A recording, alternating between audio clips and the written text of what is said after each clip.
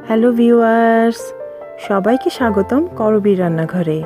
আর সাথে আছি আমি করবী। আশা করি সবাই ভালো আছেন। ভালোবাসার মানুষটার জন্য ভালোবাসার কেক, রেড ভেলভেট কেক। আজকে আমি আপনাদের সাথে শেয়ার করব কিভাবে ঘরেই খুব সহজে ঝামেলা ছাড়াই রেড ভেলভেট কেক বানানো যায়। আশা করি আপনাদের কাছে খুবই ভালো লাগবে। আর ভালো লাগলে লাইক কিন্তু একটা দিতেই হবে।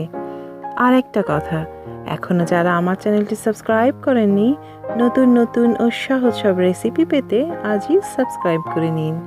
আর যারা সাবস্ক্রাইব করে আমাকে সাপোর্ট করেছেন তাদের জন্য রইল অনেক অনেক শুভকামনা। আজকে রেড ভেলভেট কেকটা আমি বানাবো কেক মিক্স দিয়ে। আমি 1 প্যাকেট কেক মিক্স নিয়েছি। আর দেখেন এখানে সব কিছু লেখা আছে, কতটুকু ক্যালোরি আছে এতে, সুগার আছে, ফ্যাট আছে, সব কিছু। আর এখানে আছে কি কি লাগবে এই রেড ভেলভেট কেক বানাতে, কতটুকু পরিমাণে লাগবে, কতটা সময় বেকিং করবেন, সব কিছু। এই সব কিছু ফলো করে আজকে আমি রেড ভেলভেট কেক বানাবো। আর ফ্রস্টিংয়ের জন্য আমি নিয়েছি রেডিমেড ক্রিম চিজ ফ্রস্টিং, কারণ রেড ভেলভেট কেক কিন্তু ক্রিম চিজ ফ্রস্টিং দিয়েই ডেকোরেশন করা হয়ে থাকে। যা যা লাগছে আজকে রেড ভেলভেট কেক বানাতে: ডিম লাগবে 3টা। ডিমগুলো একদম রুম টেম্পারেচারের হতে হবে। আনসল্টেড বাটার নিয়েছি 1/3 কাপ। রেড ভেলভেট কেকের জন্য লাগবে বাটার মিল্ক, তাই 1 কাপ হালকা গরম দুধ নিয়েছি। 1 কাপ দুধের মধ্যে 1 টেবিল স্পুন দিয়ে দিচ্ছি টক দই। তারপর ভালোভাবে মিশিয়ে নিলেই বাটার মিল্ক হয়ে যাবে। দইয়ের বদলে কিন্তু ভিনিগার দিয়েও বাটার মিল্ক বানানো যাবে। এবার কেক বানানোর পালা। প্রথমে একটা মিক্সিং বোলে ডিম ভেঙে নিচ্ছি।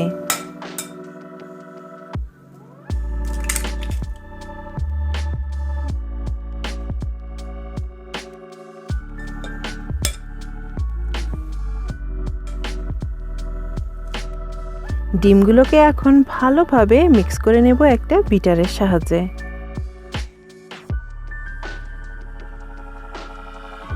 একটু মিক্স করেই দিয়ে দেব বাটার।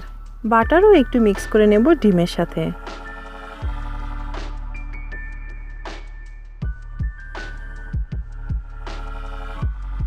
এদিকে আমাদের বাটার মিল্কও কিন্তু রেডি। এইরকম একটু ছানা ছানা হবে দুধটা।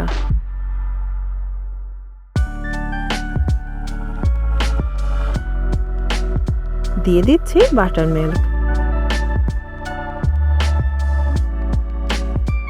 কেক মিক্সটা বের করে নিচ্ছি।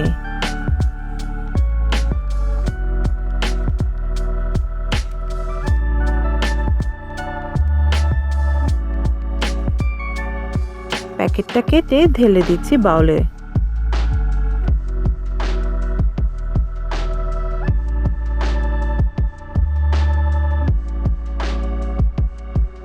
এখন একটা স্প্যাচুলার সাহায্যে ভালোভাবে মিশিয়ে নেব।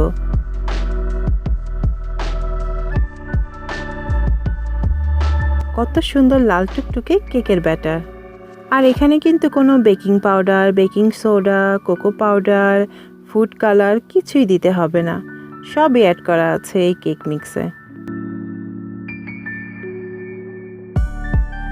একটা হ্যান্ড হুইক্সের সাহায্যে ভালোভাবে এখন মিশিয়ে নেব।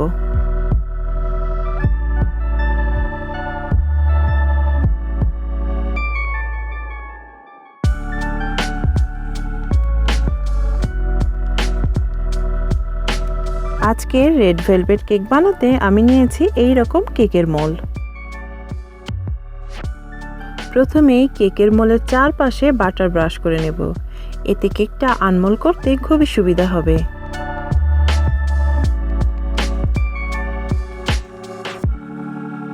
আর বিছিয়ে দিচ্ছি পার্চমেন্ট পেপার।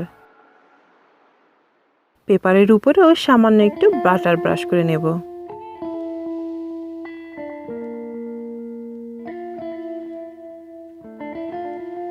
এখন কেকের ব্যাটারটা ঢেলে দেব।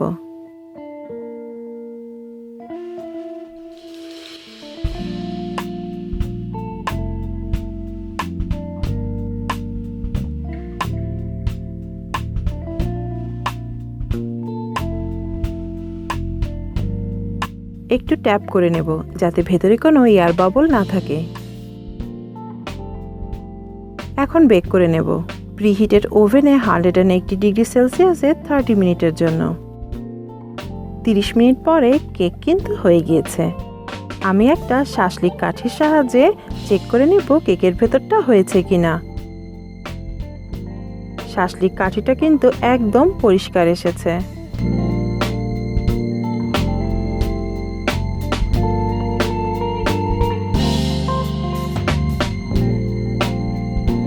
এখন কেকটাকে পুরোপুরি ঠান্ডা করে নেব। কেকটা ঠান্ডা হতে হতে কেকের ফ্রস্টিংটা একটা বাউলে ঢেলে একটু বিট করে নেব। এতে ফ্রস্টিংটাতে একটু এয়ার ঢুকে ফ্রস্টিংটা আরও একটু ফ্লপি হবে।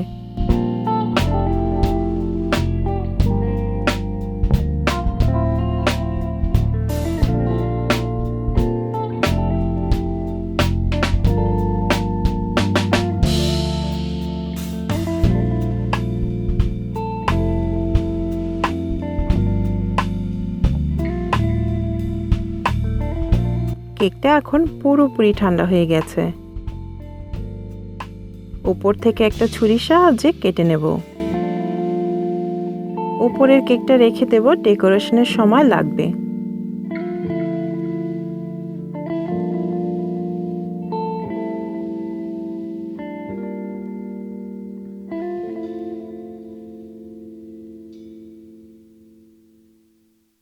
এখন কেকের উপর ক্রিম চিজ ফ্রস্টিংটা সুন্দর করে বিছিয়ে দেব।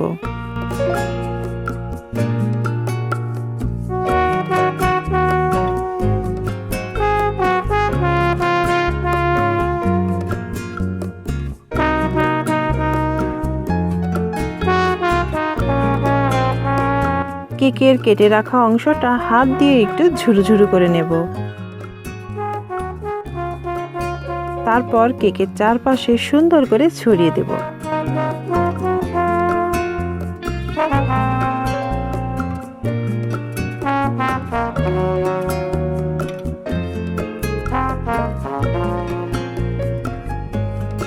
দেখলেন তো, খুব সহজেই হয়ে গেল এত সুন্দর রেড ভেলভেট কেক।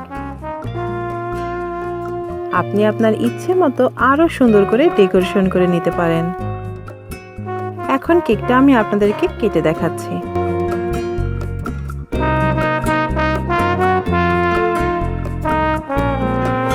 কতটা সফট হয়েছে, আর ভেতরটা দেখেন কত সুন্দর হয়েছে। কত সহজেই হয়ে গেল ভালোবাসার কেক, রেড ভেলভেট কেক। প্রিয়জনকে সারপ্রাইজ করতে ঘরে অবশ্যই বানাবেন। আর ঘরে রেড ভেলভেট কেক বানালে কেমন হলো সেই রেসিপি শেয়ার করতে পারেন আমার ফেসবুক পেজে। যে কোনো রেসিপির ভিডিও শেয়ার করতে পারেন আমার রান্নাঘর গ্রুপে। আর লাইক, শেয়ার ও কমেন্ট করে আর আমার চ্যানেলটা সাবস্ক্রাইব করে আমাকে সাপোর্ট করার বিনীত অনুরোধ রেখে আজকের মতো বিদায় নিচ্ছি। আবারও দেখা হবে নতুন কোনো রেসিপি নিয়ে। আশা করি সবাই ভালো থাকবেন। আর ভিডিওটি দেখার জন্য সবাইকে অসংখ্য ধন্যবাদ।